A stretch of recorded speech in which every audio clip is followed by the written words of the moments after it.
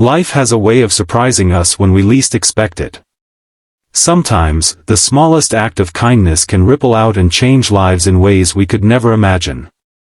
When John Miller, a single dad from Ohio, walked into a hospital to donate his kidney to a total stranger, he never imagined that the woman he was saving was one of the richest and most powerful people in the country, a billionaire CEO who had everything money could buy, except love and family. What happened after that donation would not only change her life, but transform John's and his daughter's world forever.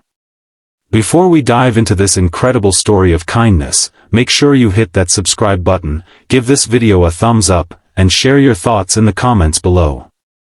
You're watching Kindness Action, where real stories remind us that compassion still exists in this world. John Miller was 36 years old, a mechanic in a small Ohio town, and a single father to his 10-year-old daughter, Lily. His life wasn't easy. Raising a child alone while juggling bills and work hours was a constant struggle. But if you asked him, he'd tell you he was the luckiest man alive.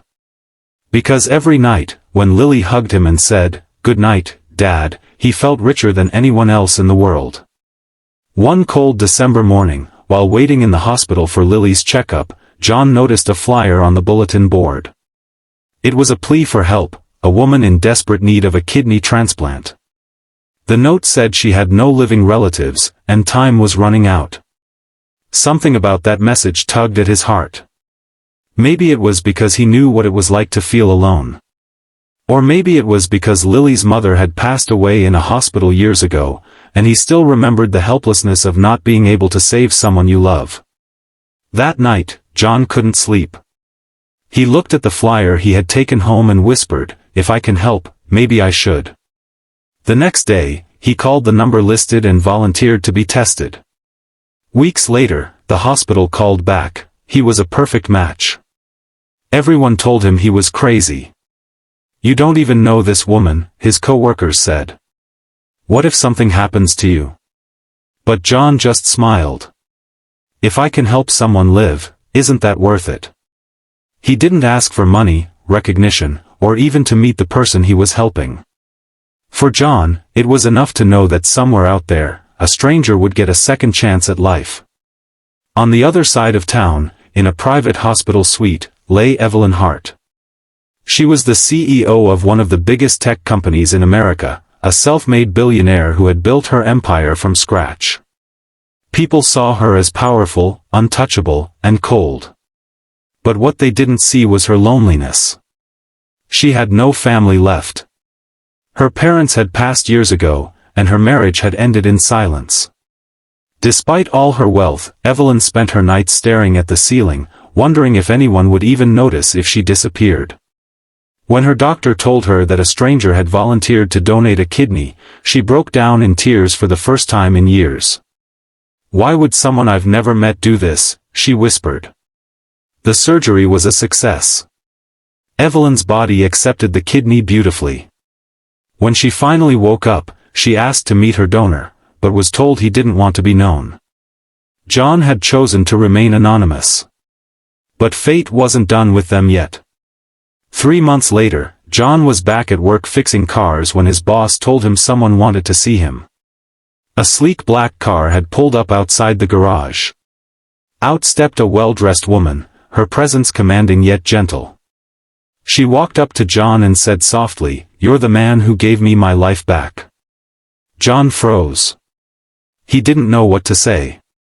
Evelyn smiled and extended her hand. "My name is Evelyn Hart. You gave me your kidney. And I don't even know how to thank you." He shook her hand awkwardly. "You don't need to thank me. I just did what felt right."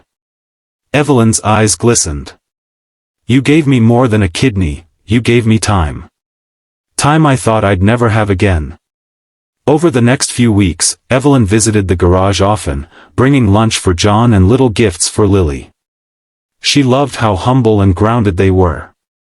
Lily, being the bubbly child she was, quickly grew fond of Evelyn, calling her Miss Eve. For the first time in years, Evelyn laughed. She felt warmth again. And John, well, he couldn't deny there was something special about her. But Evelyn never told them how wealthy she truly was.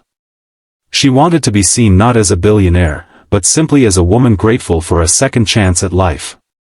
Months passed, and their bond grew stronger. Evelyn started inviting John and Lily to her home for dinners. At first, John was hesitant. He didn't belong in her world of marble floors and city views. But Evelyn made them feel like they did. Lily would run through the gardens, giggling, while John and Evelyn sat on the porch talking about life, loss, and hope. Then one evening, as the sun dipped below the skyline, Evelyn finally revealed the truth. She told John who she really was, the CEO, the billionaire, the woman everyone thought had everything. John was speechless.